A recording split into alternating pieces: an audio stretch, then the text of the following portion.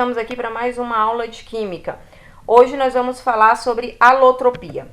Alotropia, na verdade, é uma propriedade química que permite a formação de uma ou mais substâncias simples diferentes a partir de um mesmo elemento químico. Os exemplos mais comuns de alotropia ocorrem com carbono, oxigênio, fósforo e enxofre. Aí eu coloquei para vocês verem uma tabela. As variedades alotrópicas, elas podem resultar em duas situações. Pode ser de acordo com a quantidade de átomos que está presente na molécula, ou seja, a sua atomicidade, e pode ser também de acordo com o arranjo da sua estrutura.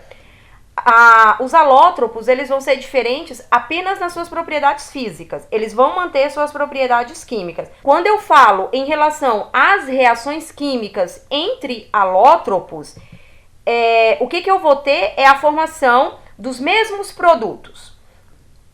Então, se eu reagir o enxofre rômbico ou o enxofre monocíclico com oxigênio, eu vou ter o mesmo produto, dióxido de enxofre.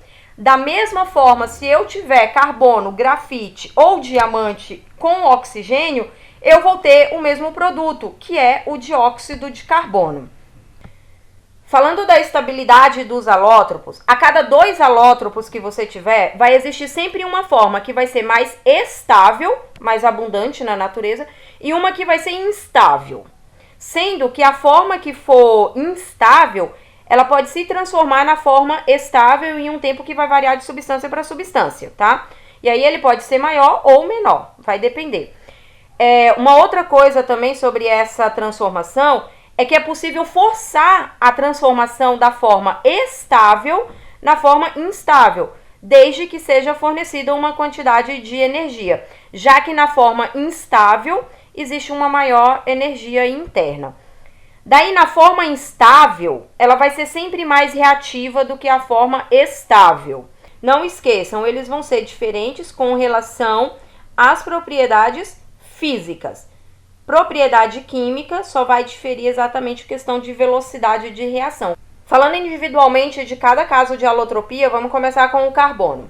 Aqui nós temos 4 alótropos do carbono. Vamos começar pela grafite. Na estrutura da grafite, os átomos de carbono eles vão estar unidos de forma bem forte através de ligação covalente. Vão permanecer no mesmo plano e esses planos dos átomos eles vão se empilhar um sobre o outro, como vocês podem observar. Aqui é um plano de átomos de carbono ligado um ao outro, aqui é um outro plano e aqui um outro plano, cada um deles empilhados um sobre o outro. A força de união entre os planos, ela vai ser fraca. Então, veja bem, a força entre os átomos de carbono vai ser forte. A força entre os planos vai ser fraca. E os planos dos átomos de carbono nessa estrutura da grafite, eles vão deslizar facilmente uns sobre os outros. Por isso que a grafite é lubrificante. Pode ser usada também como lubrificante. É a mesma grafite que vocês usam na lapiseira, tá? Na estrutura do diamante, vocês observam aqui que a gente tem carbono nos vértices e também temos carbonos aqui, ó, na parte central, exatamente do tetraedro. Essa disposição geométrica faz com que o diamante seja bastante compacto e tenha uma alta densidade. É uma substância natural e é também a substância que tem maior dureza. Como característica também do diamante, ele é um bom condutor térmico, isolante elétrico e dificilmente ele vai reagir com outras substâncias. Já os fulerenos, que são esses aqui, ó, de estrutura C60, eles são organizados como se fosse uma gaiola poliédrica de átomos de carbono, onde todas as faces vão ser pentágonos ou hexágonos, tá? Então, ó, 1, 2, 3, 4, 5, 6. Essa face é um hexágono. 1, 2, 3, 4, 5. Essa face é um pentágono, tá?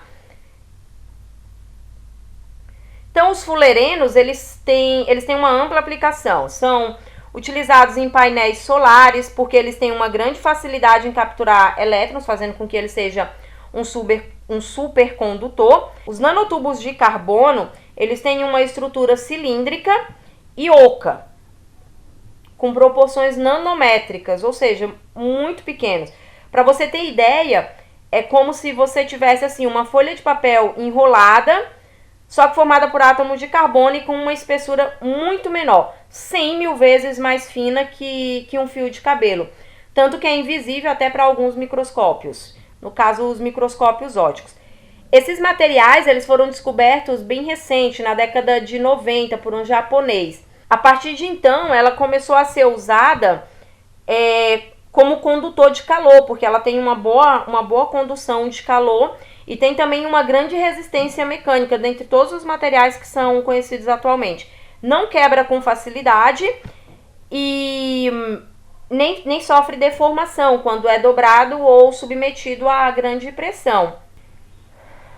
Então, o oxigênio ele pode formar duas substâncias diferentes, né? A alotropia dele, que é o gás oxigênio e o gás ozônio. É exatamente aquela propriedade de alotropia da atomicidade. No caso, a gente vai ter o gás oxigênio, composto por 2 átomos de oxigênio, como vocês podem ver aí na imagem. E para o ozônio, você vai ter a formação com 3 átomos de oxigênio. A diferença é de apenas um átomo, né? Como vocês podem visualizar. E aí a gente fica naquela pergunta, né? Mas o que vai fazer de diferença? Um átomozinho só de oxigênio? Aí a gente pode destacar o seguinte: no gás oxigênio, ele vai ser mais estável e vai estar presente no ar que a gente respira. Ele se apresenta como um gás incolor, inodoro, algumas das características. O ozônio, ele vai ser instável e ele também nos protege, né, da radiação ultravioleta, exatamente através da camada de ozônio. Com relação às características físicas dele, ele tem uma coloração azul e um cheiro desagradável. Vamos falar agora do fósforo. O fósforo, dentre as suas variedades alotrópicas, as mais comuns são o fósforo branco e o fósforo vermelho. Elas vão se diferenciar não pelo seu arranjo molecular, não pelo seu arranjo espacial. Eles vão se diferenciar exatamente pela quantidade de átomos que vai ter em cada molécula, que vai ser diferente. Então, a gente vai analisar aqui primeiramente a molécula de fósforo branco. A fórmula molecular dele é P4, como vocês podem ver aqui. Tá? É formado por 4 átomos de fósforo ligados entre si. E esse tipo de fósforo, ele é bastante reativo em grande parte, tá? Devido à sua tensão dos ângulos, ó. Desses ângulos formados aqui, que é mais ou menos 60 graus entre as ligações.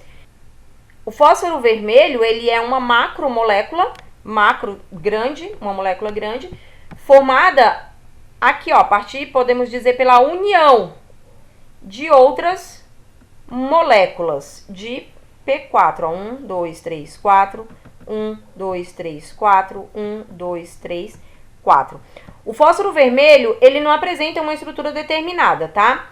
Mas existem algumas evidências de que ele se trata de uma macromolécula que é formada pela ligação das estruturas tetraédricas presentes no P4, que é o fósforo branco. Por isso, normalmente, ele vai ser representado assim, ó, PN. Tá? Esse N significa o número que você vai ter de estruturas tetraédricas, já que a gente não tem ele bem determinado, são apenas evidências. Ele é bem menos reativo que o fósforo branco, porém ele entra em combustão se sofrer fricção.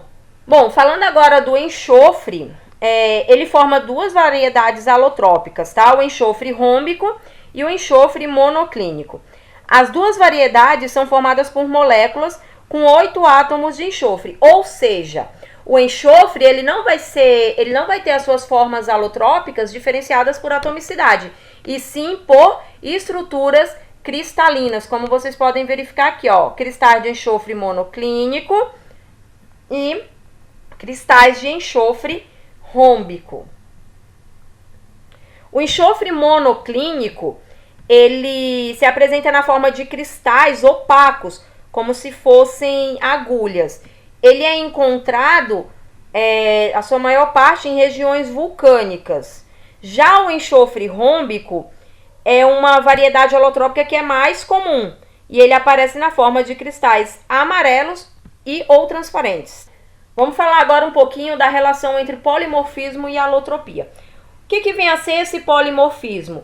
ele é exatamente um fenômeno pelo qual a gente vai ter substâncias compostas diferentes que apresentam a mesma composição química. Ou seja, elas vão ter a mesma fórmula química.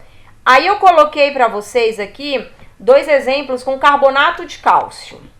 Carbonato de cálcio, que pode ter na sua forma de sistema hexagonal, romboédrico, e aí ele vai nos dar a estrutura da calcita.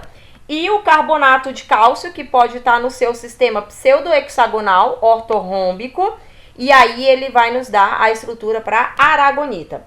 E aí qual que é a diferença? Essa calcita, ela é encontrada, por exemplo, em mármore e casca de ovos, ossos.